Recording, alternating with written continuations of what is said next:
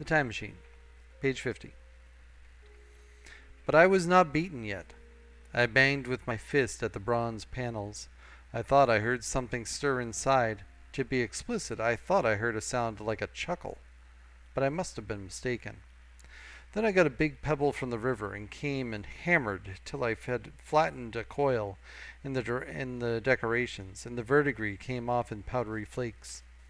The delicate little people must have heard me hammering in a gusty outbreaks a mile away on either hand, but nothing came of it. I saw a crowd of them upon the slopes looking furtively at me. At last, hot and tired, I sat down to watch the place, but I was too restless to watch long. I am too occidental for a long vigil. I could work at a problem for years, but to wait inactive for 24 hours, that is another matter. I got up after a time and began walking aimlessly through the bushes towards the hill again. Patience, said I to myself. If you want your machine again, you must leave that sphinx alone. If they mean to take your machine away, it's little good your wrecking their bronze panels.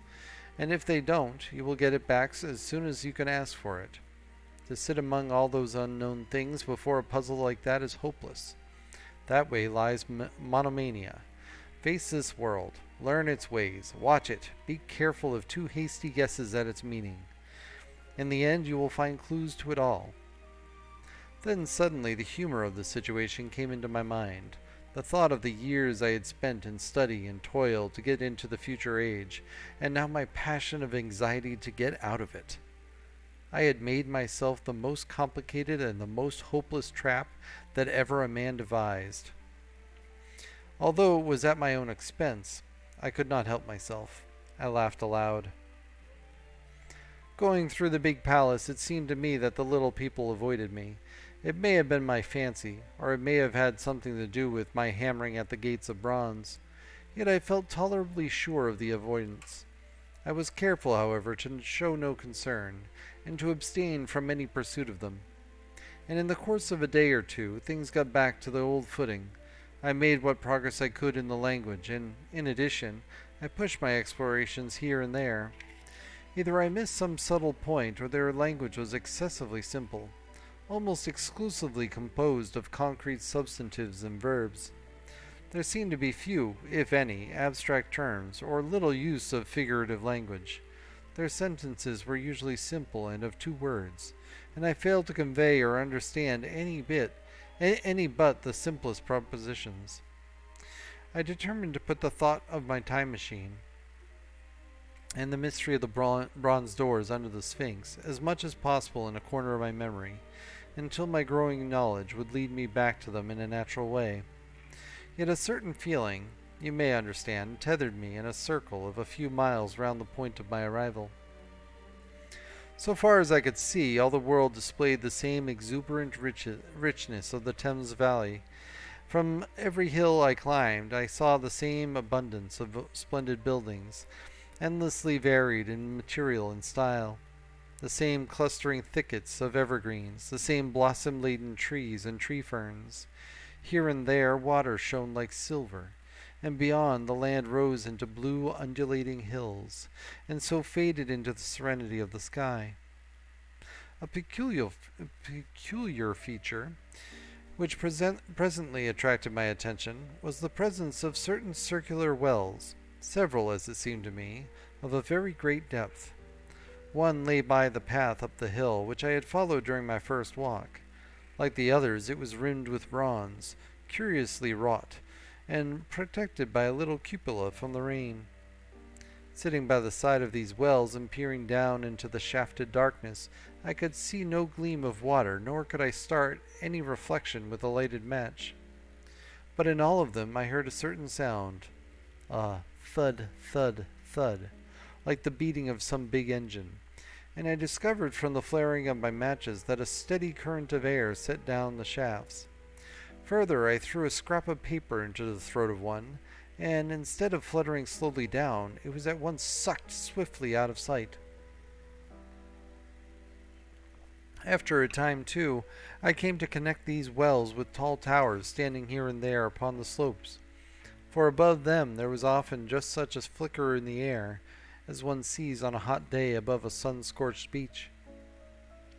Putting things together, I reached a strong suggestion of an extensive system of subterranean ventilation, whose true import it was difficult to imagine.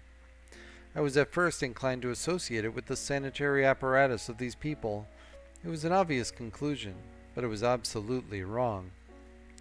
And here I must admit that I learned very little of drains and bells and modes of conveyance and the like conveniences during my time in this real future. In some of these visions of utopias and coming times which I have read, there is a vast amount of detail about building and social arrangements and so forth. But while such details are easy enough to obtain when the whole world is contained in one's imagination, they are altogether inaccessible to a real traveler amid such realities as I found here. Conceive the tale of London which a Negro, fresh from Central Africa, would take back to his tribe. What would he know of railway companies, of social movements, of telephone and telegraph wires, of the parcels delivery company, and postal orders and the like? Yet we, at least, should be willing enough to explain these things to him, and even of what he knew. How much could he make his untraveled friend either apprehend or believe? Then think how narrow the gap between him and the white man of our own times, and how wide the interval between myself and these of the golden age. I was sensible of much which was unseen, and which contributed to my comfort. But save for a general impression of automatic organization, I fear I can convey very little of the difference to your mind. In the matter of sepulture, for instance, I could see no signs of crematoria, nor anything suggestive of tombs. But it occurred to me that possibly there might be cemeteries, or crematoria, somewhere beyond the range of my explorings. This again was a question I deliberately put to myself, and my curiosity was at first entirely defeated upon the point. The thing puzzled me, and I was led to make a further remark which puzzled me still more, that aged and infirm among this people there were none. I must confess that my satisfaction with my first theories of an automatic civilization and a decadent humanity did not long endure. Yet I could think of no other. Let me put my difficulties. The several big palaces I had explored were mere living places, great dining halls and sleeping apartments. I could find no machinery, no appliances of any kind. Yet these people were clothed in pleasant fabrics that must at times need renewal, and their sandals, though undecorated, were fairly complex, specimens of metalwork. Somehow, such things must be made, and the little people displayed no vestige of a creative tendency. There were no shops, no workshops, no sign of importations among them. They spent all their time in playing gently, in bathing in the river, in making love in a half-playful fashion, and eating fruit and sleeping. I could not see how things were kept going. Then again, about the time machine, something I knew not what had taken it into the hollow pedestal of the White Sphinx. Why? For the life of me, I could not imagine. Those waterless wells, too, those flickering pillars. I felt I lacked a clue. I felt, how shall I put it? Suppose you found an inscription with sentences here and there in excellent plain English, and interpolated therewith others made up of words, of letters even, absolutely unknown to you. Well, on the third day of my visit, that was how the world of 800 and 2,701 presented itself to me. That day, too, I made a friend of a sort. It happened that as I was watching some of the little people bathing in a shallow, one of them was seized with cramp and began drifting downstream. The main current ran rather swiftly, but not too strongly for even a moderate swimmer.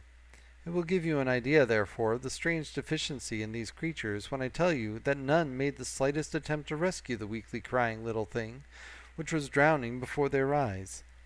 When I realized this, I hurriedly slipped off my clothes, and wading in at a point lower down, I caught the poor mite and drew her safe to land. A little rubbing of the limbs soon brought her round, and I had the satisfaction of seeing she was all right before I left her. I had got to such a low estimate of her kind that I did not expect any gratitude from her. In that, however, I was wrong. This happened in the morning. In the afternoon I met my little woman, as I believe it was, as I was returning towards my center from an exploration, and she received me with cries of delight and presented me with a big garland of flowers, evidently made for me and me alone. The thing took my imagination. Very possibly I had been feeling desolate. At any rate, I did my best to display my appreciation of the gift. We were soon seated together in a little stone arbor, engaged in conversation, chiefly of smiles. The creature's friendliness affected me exactly as a child's might have done. We passed each other flowers, and she kissed my hands. I did the same to hers. Then I tried talk and found that her name was Weena, which, though I don't know what it meant, somehow seemed appropriate enough. This was the beginning of a queer friendship which lasted a week, and ended, as I will tell you. She was exactly like a child. She wanted to be with me always. She tried to follow me everywhere, and on my next journey out and about, it went to my heart to tire her down, and leave her at last exhausted and calling after me rather plaintively. But the problems of the world had to be mastered. I had not, I said to myself, come into the future to carry on a miniature flirtation. Yet her distress when I left her was very great. Her expostulations at the parting were sometimes frantic, and I think altogether I had as much trouble as comfort from her devotion. Nevertheless, she was somehow a very great comfort. I thought it was mere childish affection that made her cling to me. Until it was too late, I did not clearly know what I had inflicted upon her when I left her. Nor until it was too late did I clearly understand what she was to me. For by merely seeming fond of me, and showing in her weak, futile way that she cared for me, the little doll of a creature presently gave my return to the neighborhood of the White Sphinx almost a feeling of coming home, and I would watch for her tiny figure of white and gold so soon as I came over the hill. It was from her, too, that I learned that fear had not yet left the world. She was fearless enough in the daylight, and she had the oddest confidence in me. For once in a foolish moment I made threatening grimaces at her, and she simply laughed at them. But she dreaded the dark, dreaded shadows, dreaded black things. Darkness to her was the one thing dreadful. It was a singularly passionate emotion, and it set me thinking and observing. I discovered then, among other things, that these little people gathered into the great houses after dark and slept in droves. To enter upon them without a light was to put them into a tumult of apprehension. I never found one out of doors, or one sleeping alone within doors after dark. And yet I was still such a blockhead that I missed the lesson of that fear, and in spite of Weena's distress, I insisted upon sleeping away from these slumbering multitudes. It troubled her greatly, but in the end her odd affection for me triumphed, and for 5 of the nights of our acquaintance, including the last night of all, she slept with her head pillowed on my arm. But my story slips away from me as I speak of her. It must have been the night before her rescue that I was awakened about dawn. I had been restless, dreaming most disagreeably that I was drowned, and that sea anemones were feeling over my face with their soft palps. I woke with a start, and with an odd fancy that some grayish animal had just rushed out of the chamber. I tried to get to sleep again, but I felt restless and uncomfortable. It was that dim gray hour when things are just creeping out of darkness, when everything is colorless and clear-cut and yet unreal. I got up and went down into the great hall, and so out upon the flagstones in front of the palace.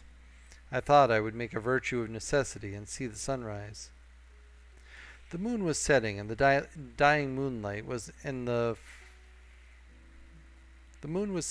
dying moonlight and the first pallor of dawn were mingled in a ghastly half-light.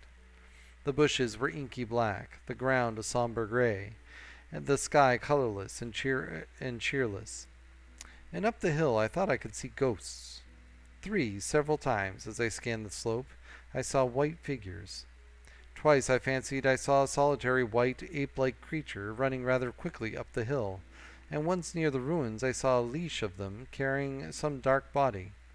They moved hastily. I did not see what became of them. It seemed that they vanished among the bushes.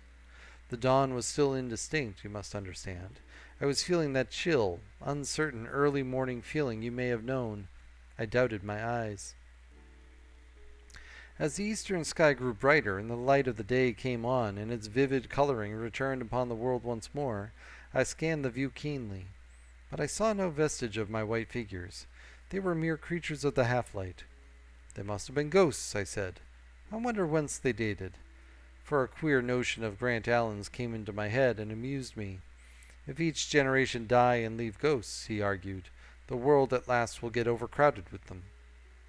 On that theory they would have grown innumerable some 800,000 years hence, and it was no great wonder to see four at once. But the jest was unsatisfying, and I was thinking of these figures all the morning until Weena's rescue drove them out of my head. I associated them in some indefinite way with the white animal I had startled in my first passionate search for the time machine. But Weena was a pleasant substitute. Yet all the same, they were soon destined to take far deadlier possession of my mind. I think I have said how much hotter than our own was the weather of this golden age. I cannot account for it. It may be that the sun was hotter, or the earth nearer the sun. It is usual to assume that the sun will go on cooling steadily in the future. But people unfamiliar with such speculations as those of the younger Darwin forget that the planets must ultimately fall back one by one into the parent body. As these catastrophes occur, the sun will blaze with renewed energy, and it may be that some inner planet had suffered this fate. Whatever the reason, the fact remains that the sun was very much hotter than we know it. Well, one very hot morning, my fourth, I think, as I was seeking shelter from the heat and glare in a colossal ruin near the great house where I slept and fed, there happened this strange thing. Clambering among these heaps of masonry, I found a narrow gallery whose end and side windows were blocked by fallen masses of stone. By contrast with the brilliancy outside, it seemed at first impenetrably dark to me. I entered it groping, for the change from light to blackness made spots of color swim before me. Suddenly I halted spellbound. A pair of eyes, luminous by reflection against the daylight without, was watching me out of the darkness. The old instinctive dread of wild beasts came upon me. I clenched my hands and steadfastly looked into the glaring eyeballs. I was afraid to turn. Then the thought of the absolute security in which humanity appeared to be living came to my mind. And then I remembered that strange terror of the dark. Overcoming my fear to some extent, I advanced a step and spoke. I will admit that my voice was harsh and ill-controlled. I put out my hand and touched something soft. At once the eyes darted sideways, and something white ran past me. I turned with my heart in my mouth and saw a queer little ape-like figure, its head held down in a peculiar manner, running across the sunlit space behind me. It blundered against a block of granite, staggered aside, and in a moment was hidden in a black shadow beneath another pile of ruined masonry. My impression of it is, of course, imperfect, but I know it was dull white and had strange, large, grayish-red eyes. Also that there was flaxen hair on its head and down its back. But as I say, it went too fast for me to see distinctly. I cannot even say whether it ran on all fours, or only with its forearms held very low. After an instant's pause, I followed it into the second heap of ruins. I could not find it at first, but after a time, in the profound obscurity, I came upon one of those round, well-like openings of which I have told you, half closed by a fallen pillar. A sudden thought came to me. Could this thing have vanished down the shaft? I lit a match, and looking down I saw a small, white, moving creature, with large, bright eyes, which regarded me steadfastly as it retreated. It made me shudder. It was so like a human spider. It was clambering down the wall, and now I saw for the first time a number of metal foot and hand rests, forming a kind of ladder down the shaft. Then the light burned my fingers and fell out of my hand, going out as it dropped. And when I had lit another, the little monster had disappeared. Good job, Pickle. I do not know how long I sat peering down that well. It was not for some time that I could succeed in persuading myself that the thing I had seen was human.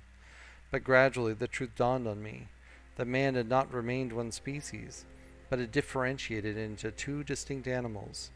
That my graceful children of the upper world were not the sole descendants of our generation, but that this bleached, obscene, and nocturnal thing None. which had flashed before me, was also heir to all the ages.